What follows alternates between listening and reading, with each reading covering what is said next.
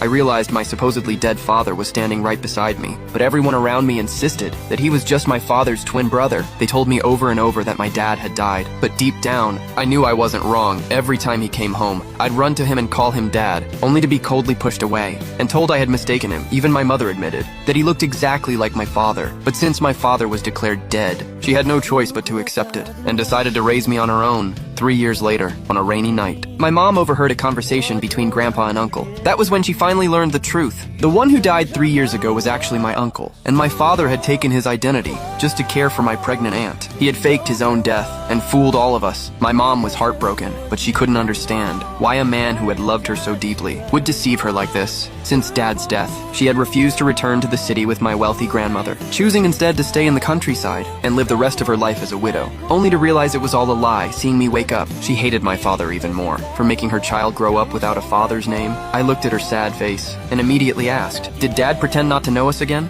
That was the moment she finally understood why I had been calling my uncle Dad for the past 3 years. She had thought it was grief, but I had known the truth all along. Over the past 3 years, my father chose to care for his sister-in-law and her daughter and abandoned my mom and me, even when I wanted a leftover chicken drumstick. His sister-in-law would scold me harshly. She would rather throw it on the ground than let me have a bite. My mother and I had no one to rely on until today. She finally decided to end this relationship built on lies. She called my grandmother in the city and agreed to remarry. She decided that after honoring my father's death anniversary in 3 days, she would marry the boy next door, who had always been her childhood friend. The next day at lunch, my mom watched my dad, still pretending to be my uncle, lovingly serving chicken to his sister-in-law's daughter, while I could only eat plain rice in silence. She was chilled to the bone, so she told Grandpa she wanted to go to the department store tomorrow to buy offerings for Dad's memorial. Dad instantly got nervous. He said he and his sister-in-law also needed to shop, and insisted on going with us, before my mom could say no. I spoke up. For the first time, I didn't call him Dad. I politely called him Uncle. His face froze. He asked uncertainly what I just called him. I told him that I was just a clueless child before, and had mistaken my uncle for my dad. But I wouldn't make that mistake again. He instinctively wanted to confess, but Grandpa stopped him, so he changed his tone and said, "That is my uncle."